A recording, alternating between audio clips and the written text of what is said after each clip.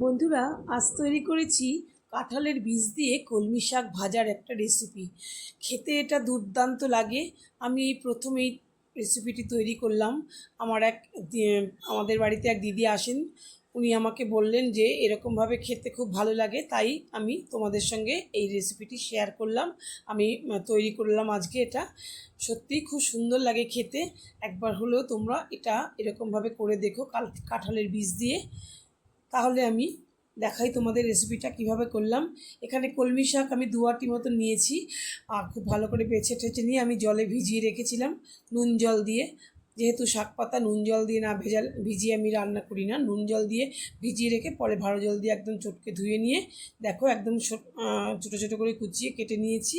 আর কাঁঠালের বীজ নিয়েছি 1 বাটি, সেটাকেও আমি দেখো দু টুকরো করে কেটে নিয়েছি। এবার আমি কাঁঠালের বীজগুলোকে, এই খোসাগুলো ছাড়িয়ে নেব। কাঁঠালের বীজগুলোকে একটা একটা করে ছাড়িয়ে নেব।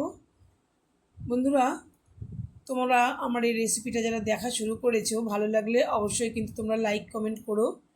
নতুন বন্ধুরা, তোমরা যদি সাবস্ক্রাইব করা তোমাদের না থাকে, রেসিপি দেখার পর তোমরা অবশ্যই কিন্তু সাবস্ক্রাইব করে দিও।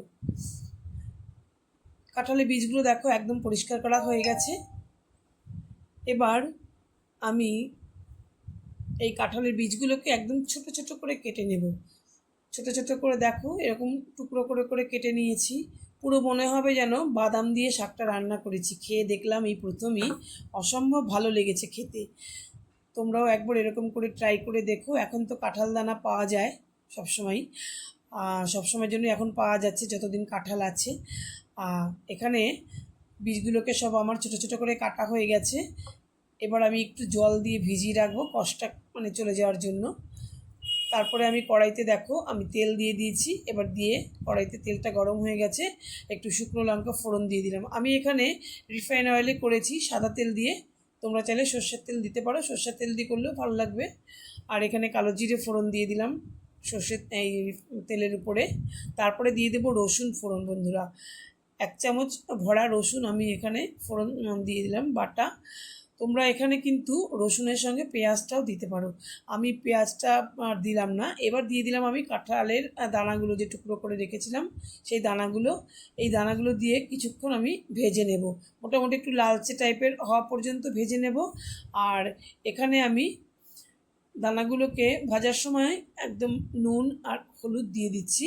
আমি পরিমাণ মতো নুনটা দিয়ে দিলাম, আমি শাকে আর নুন দেব না, এই একেবারেই নুনটা দিয়ে দিলাম। দিয়ে আমি দেখো কাঁঠাল দানাটা একটু নরম হয়েছে পরে আমি শাকগুলোকে দিয়ে দিচ্ছি। আর এমনি একেবারে মচমচে করে কাঁঠাল দানাটা ভাজবো না, তাহলে দাঁতে আবার শক্ত শক্ত লাগবে। মোটামুটি নরম হয়েছে, এই অবস্থাতে আমি কিন্তু শাকটা দিয়ে দিলাম।